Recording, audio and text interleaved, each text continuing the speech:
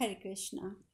दुर्योधन ने कहा, भीष्म, द्रोण, कृपाचार्य, अश्वत्थामा, विदुर, संजय, वाहलीक, भूरिश्रवा तथा अन्य जो वृद्ध पुरुषों के लिए आदरणीय महानुभाव हैं, वे तथा ब्राह्मण, प्रमुख वैश्यगण और उदासीन वृत्ति वाले लोग मुझसे क्या कहेंगे? मैं उन्हें क्या उत्तर दूंगा? मैं पराक्रम करके शत्रुओं के मस्तक तथा छाती पर खड़ा हो गया था, परंतु अब अपने ही दोष से नीचे गिर गया। ऐसी दशा में उन आदरणीय पुरुषों से मैं किस प्रकार वार्तालाप करूंगा?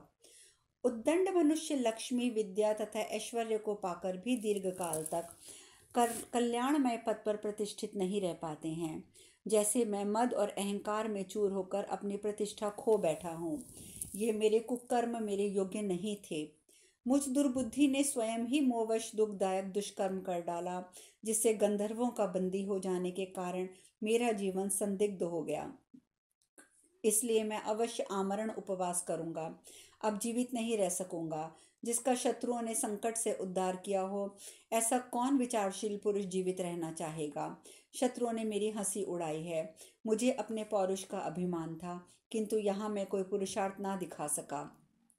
पराक्रमी पांडवों ने अवहेलनापूर्ण दृष्टि से मुझे देखा है। ऐसी दशा में मुझे इस जीवन से विरक्ति हो गई है। वैशंपायन जी कहते हैं, जन्मेजय, इस प्रकार चिंता मग्न हुए दुर्योधन ने दुशासन से कहा, दुशासन, मेरी बात सुनो।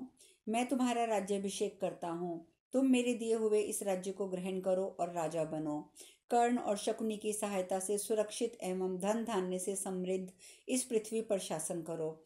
जैसे इंद्र मरुद गरुड़ों की रक्षा करता है, उसी प्रकार तुम अपने अन्य भाइयों का विश्वास पूर्वक पालन करो। जैसे देवता इंद्र के आश्रित रहकर जीवन निर्वाह करते हैं, उसी प्रकार तुम्हारे बांधव जन भी तुम्हारा आश्रय लेकर जीविका चलावें।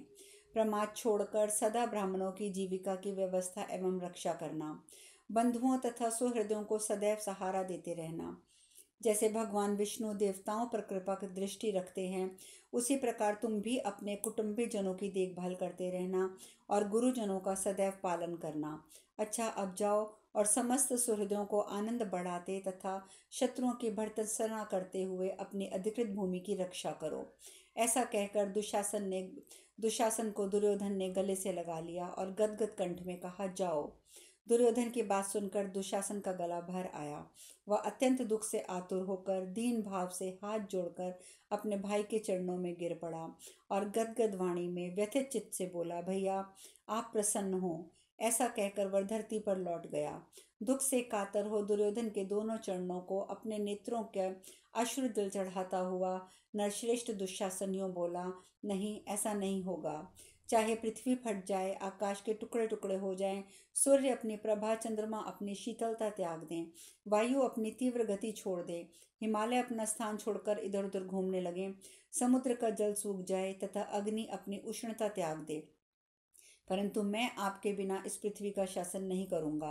राजन, अब आप प्रसन्न हो जाइए, प्रसन्न हो जाइए। इस अंतिम वाक्य को दुशासन ने बार बार दोहराया और कहा, भैया, आप ही हमारे कुल में 100 वर्षों तक राजा बने रहें।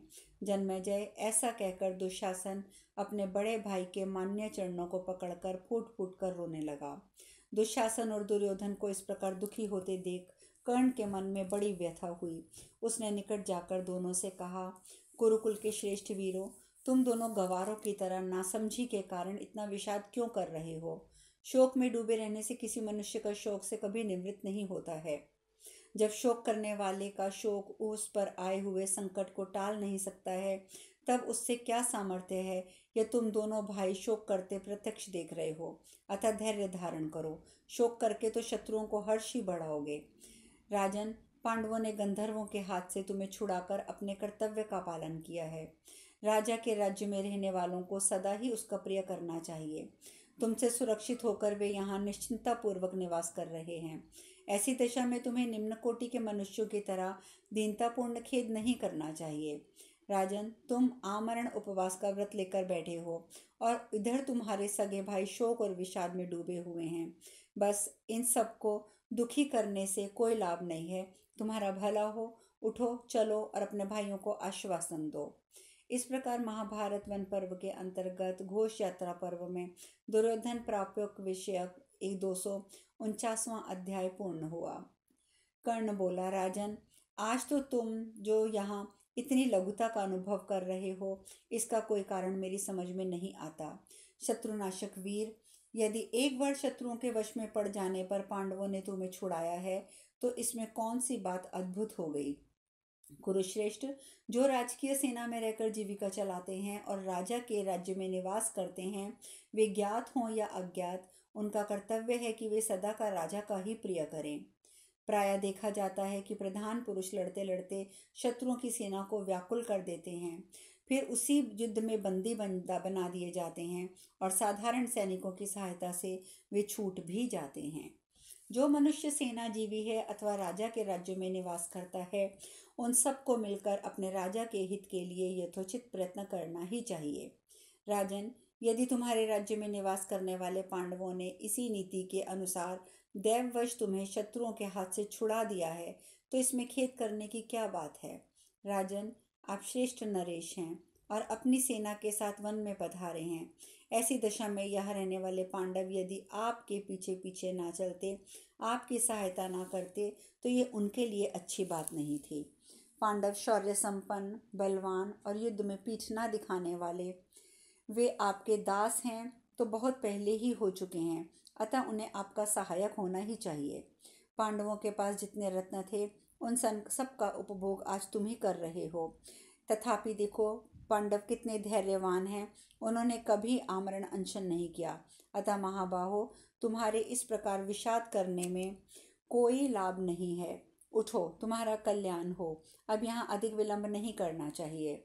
नरेश्वर, राजा के राज्य में निवास करने वाले लोगों को अवश्य ही उसके प्रिय कार्य करने चाहिए, अतः इसके लिए पछताने या विलाप करने की कोई बात नहीं है।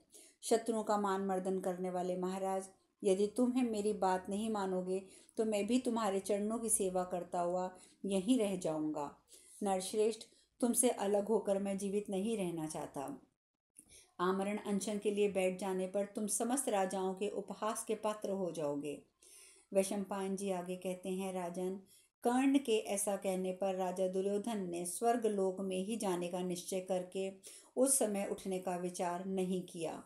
इस प्रकार श्री महाभारत वन पर्व के अंतर घोष यात्रा पर्व में दुर्योधन प्राप्योवेशन के प्रसंग में कर्ण वाक्य संबंधी 250वां अध्याय पूर्ण हुआ।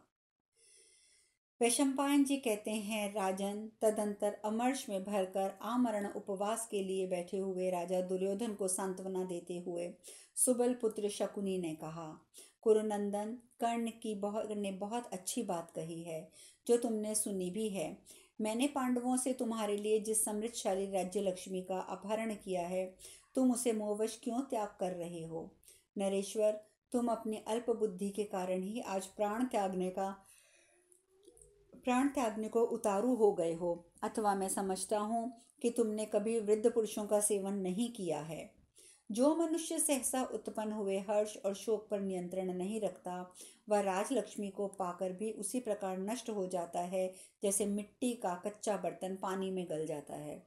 जो राजा अत्यंत डरपोक, कायर, दीर्घ सूत्री, आलसी, प्रमादी, दुर्व्यसनवश विषयों में फंसा होता है, उसे प्रजा अपना स्वामी स्वीकार नहीं करती है। पांडवों ने तुम्हारा सत्कार किया है तो तुम्हें शोक हो रहा है। इसके विपरीत यदि उन्होंने तिरस्कार किया होता, तो न जाने तुम्हारी कैसी दशा हो जाती। कुंती कुमारों ने जो सद्व्यवहार किया है, उसे तुम शोक का आश्रय देकर नष्ट ना करो। राजेंद्र, जहाँ तुम्हें हर्ष मनाना और पांडवों का सत्कार करना चाहिए था, वहां पर तुम शोक कर रहे हो। तुम्हारा यह व्यवहार तो उल्टा ही है। अतः मन में प्रसन्नता लाओ, शरीर का त्याग ना करो। पांडवों ने तुम्हारे साथ जो सद्व्यवहार किया है, उसे स्मरण करो, संतुष्ट होकर उनका राज्य उन्हें लौटा दो। ऐसा करके यश और धर्म के भागी बनो।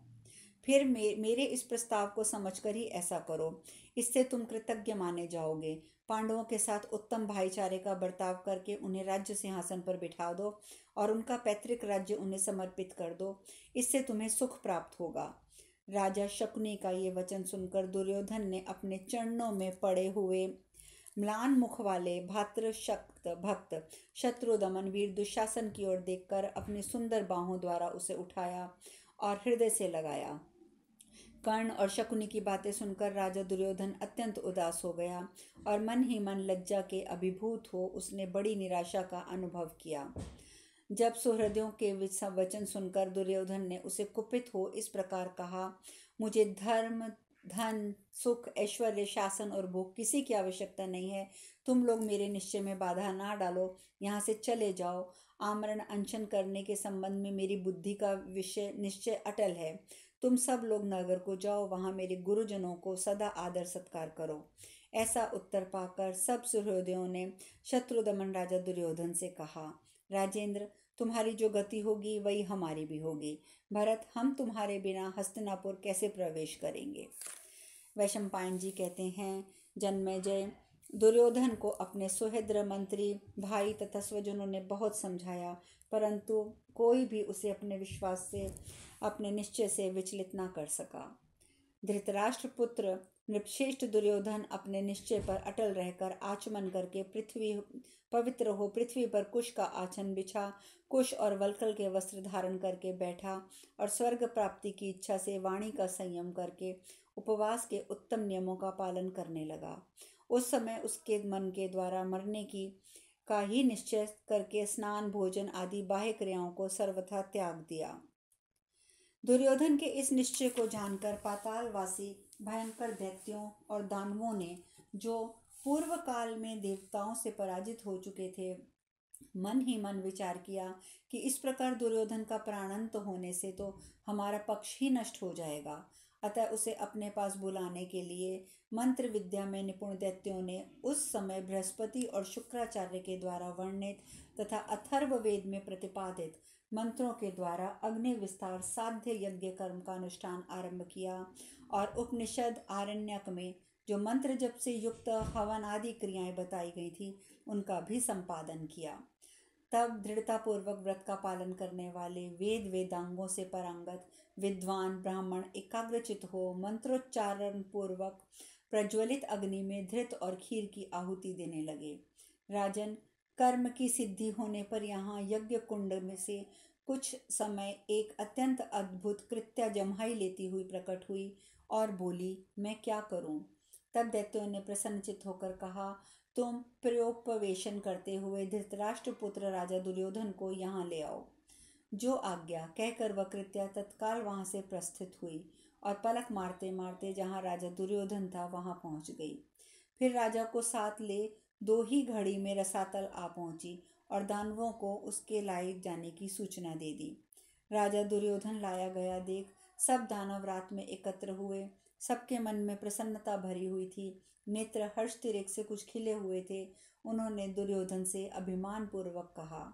इस प्रकार महाभारत वन पर्व के अंतर्गत घोष यात्रा पर्व में दुर्योधन प्रायोपवेश विषयक 291वां अध्याय पूर्ण हुआ। दानव बोले, भरतवंश का भार वहन करने वाले राजा सुयोधन, आप सदा शूरवीरों और महामना पुरुषों से घिरे रहते हैं, फिर आपने ये आमरण उपवास करने का साहस क्यों किया है? आत्महत्या करने वाले पुरुष तो अधोगति को प्राप्त होता है और शोक में जिसकी निंदा की लोक में उसकी निंदा की जाती है, जो अयश फैलाने वाली होती है, जो अभिष्ट कार्यों के विरुद्ध पड़ते हों, जिनमें बहुत से पाप भरे हों और जो जड़ मूल सहित और अपना विनाश करने वाले हों, ऐसे आत्महत्या आदि अशुभ कर्मों में आप जैसे बुद्धिमान पुरुष प्रवृत्त नहीं होते। राजन, आपका ये आत्महत्या संबंधी विचार धर्म, अर्थ, सुख, यश, प्रताप, पराक्रम नाश करने वाला तथा शत्रुओं का हर्ष बढ़ाने वाला है, अतः इसे रोकिए। प्रभु, एक रहस्य की बात सुनिए। नरेश्वर, आपका स्वरूप दिव्य है तथा आपके शरीर का निर्माण भी अद्भुत प्रकार से हुआ है। हम लोगों से सुनकर धैर्य धारण कीजिए। राजन, पूर्व काल में हम लोगों ने तपस्या द्वारा भगवान शंकर की आराधना करके आपको प्राप्त किया है। आपके शरीर का पूर्व भाग जो नाभि के ऊपर है, व्रत समूह से बना हुआ है। वह किसी भी अस्त्र शस्त्र से विदीर्ण नहीं हो सकता। अनग, उसी प्रकार आपका नाभि के नीचे का शरीर पार्वती देवी ने पुष्पमय बनाया है, जो अपने रूप सौंदर्य से स्त्रियों के मन को मोहने वाला है। निर्विशेष इस प्रकार आपका शरीर देवी पार्वती के साथ साक्षात भगवान महेश्वर ने संगठित किया है। अतः राजसिंह, आप मनुष्य नहीं दिव्य पुरुष हैं। भगदत्त आदि महापराक्रमी क्षत्रिय दिव्यास्त्रों के ज्ञाता तथा शौर्य संपन्न हैं। वे आपके शत्रुओं का संहार करेंगे। अतः आपको शोक करने की आवश्यकता नहीं है। आपको कोई भय नहीं है। आपकी सहायता के लिए बहुत से वीर दानव भूतल पर प्रकट हो चुके हैं। दूसरे भी अनेक असुर भीष्म, द्रोणाचार्य, कृपाचार्य आदि शरीर में प्रवेश करेंगे, जिनसे आविष्ट होकर वे लोग दया को त्याग कर आपके शत्रुओं के साथ युद्ध करेंगे। कुरुश्रेष्ठ, दानवों का आवेश होने पर भीष्म, द्रोण आदि की अंतरात्मा पर भी उन दानवों का ही अधिकार हो जाएगा।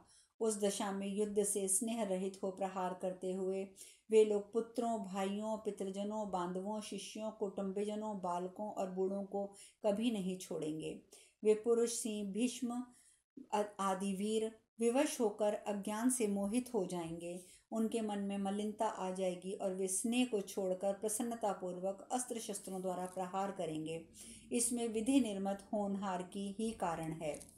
एक दूसरे के विरुद्ध भाषण करते हुए वे सब योद्धा कहेंगे, आज तू मेरे हाथों से जीवित नहीं बचेगा।